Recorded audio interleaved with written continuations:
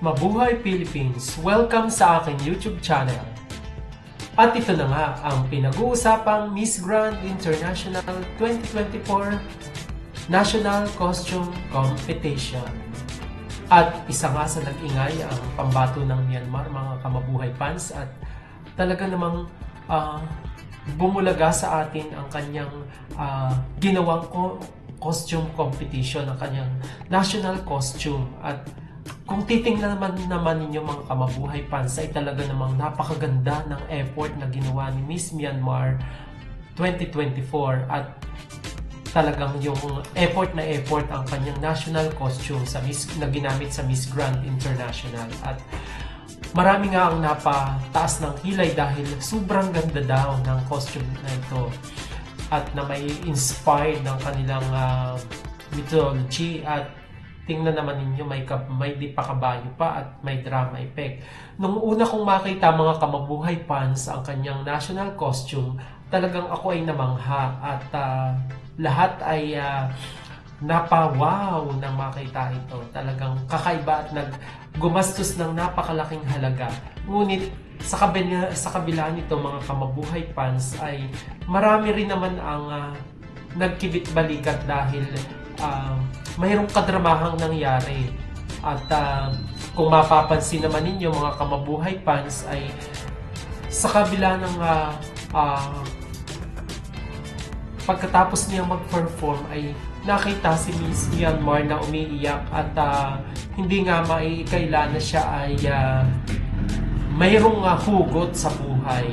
At nung aking panuorin ay talaga namang kitang-kita ko na dramang-drama siya sa pag-iyak, at hindi ko inaasahan na siya'y mapapaiyak sa tuwa ba o sa hinanakit, o hindi natin alam. So basahin natin mga kamabuhay fans ang mga comment ng mga kababayan natin, mga kamabuhay fans na nanood ng competition na ito. At kayo ang humusga kung ano ang mga nilalaman ng saloobin nila. May mga nagsasabi na si Miss Myanmar daw ay bata pa, at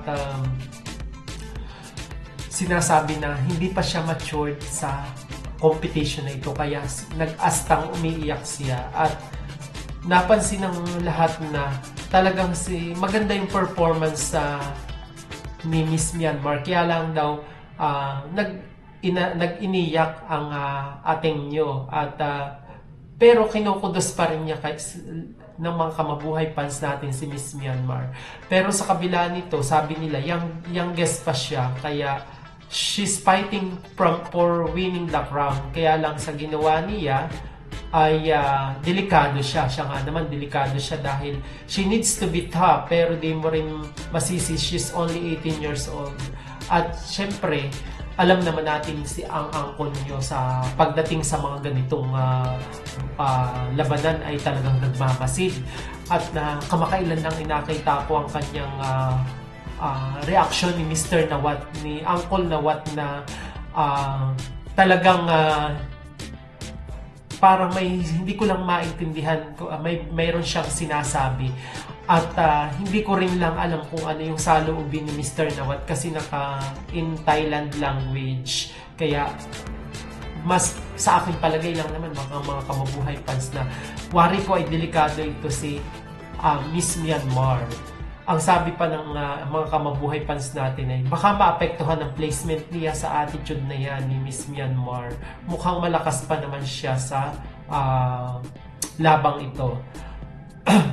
Sinasabi na for more viewers, that's the point, please emphasize the letter before business. Siya nga naman, for business, kaya siguro in-emphasize din naman ito. Maaring yun din. Dapat may standard na yung national costume, dapat may specific lang na weight ang nut ko. Syempre kasi sobrang bigat, maraming nagsasabi na kaya daw hindi pinayagan ni Mr. Nawat dahil baka daw yung stage ay magkaroon ng alam na natin hindi inaasahang pangyayari.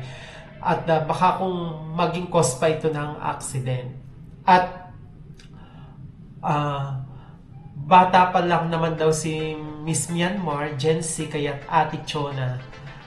200 kilograms daw yung costume niya, di naman yun na dapat daw ay hindi naman yun ginawa ng ganun kabigat kasi yan nga tulad niya baka ma-overloaded.